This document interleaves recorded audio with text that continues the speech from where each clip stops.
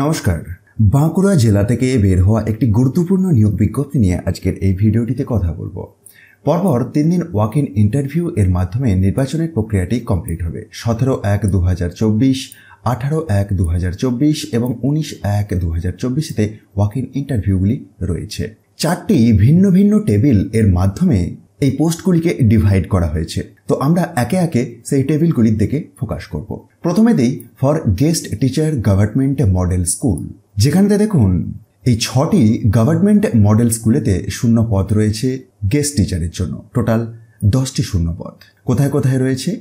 Ranibandh government model স্কুলেতে রয়েছে, যেটি একটি বেঙ্গলি মিডিয়াম স্কুল।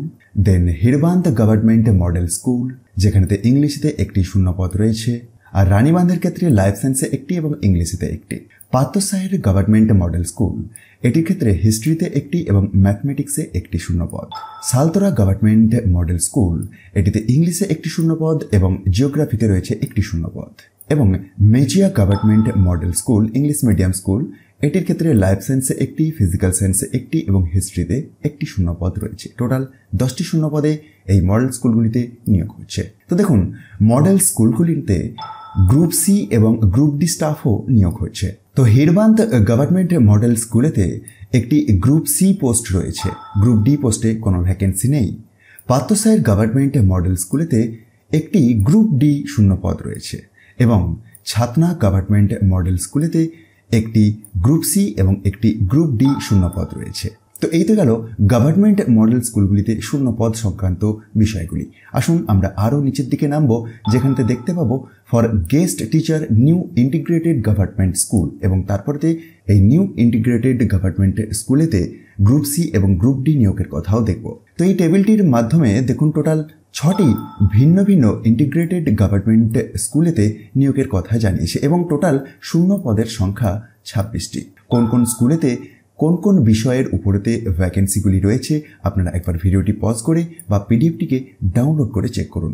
এবং তারই একটু নিচের দিকে 4th টেবিলটির মাধ্যমে আপনারা দেখতে পাবেন গ্রুপ সি এবং গ্রুপ ডি স্টাফ নিয়োগের কথা ইন্টিগ্রেটেড স্কুলগুলিতে, যেখানে এনআইজিএস কাঠালিয়াতে রয়েছে একটি শূন্যপদ গ্রুপ ডি টাইপের এবং এনআইজিএস জয়পুরতে রয়েছে একটি শূন্যপদ গ্রুপ সি টাইপের। তো টোটাল 42টি শূন্যপদ রয়েছে এই বিজ্ঞপ্তির মাধ্যমে, সেটিই প্রকাশ পেয়েছে। তো যারা ইন্টারেস্টেড ক্যান্ডিডেট আছেন, কিভাবে আবেদন করবেন বা যোগ্যতাবলী প্রসঙ্গে একটু কথা বলা যাক।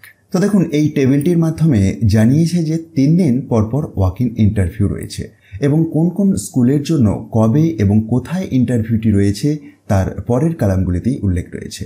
যেমন 17/1/2024-তে পাত্রসাহের মডেল স্কুল এবং জয়পুর এনআইজিএস এর জন্য ওয়াক ইন ইন্টারভিউটি রয়েছে সকাল 11টা থেকে এবং প্লেসটি রয়েছে at the office of the sub divisional office বিষ্ণুপুরেতে।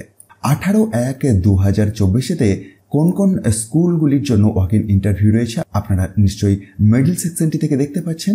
এবং কোথায় রয়েছে না at the office chamber of the sub divisional officer খাতড়ায়।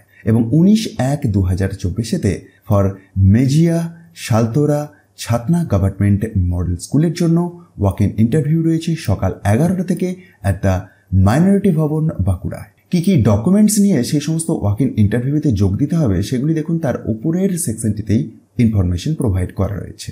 এবং আরও একটু উপরের দিকে উঠলে আপনি এলিজিবিলিটি প্রসঙ্গে একটি কলাম দেখতে পাবেন, যেখানেতে বয়সসীমার কথা উল্লেখ রয়েছে।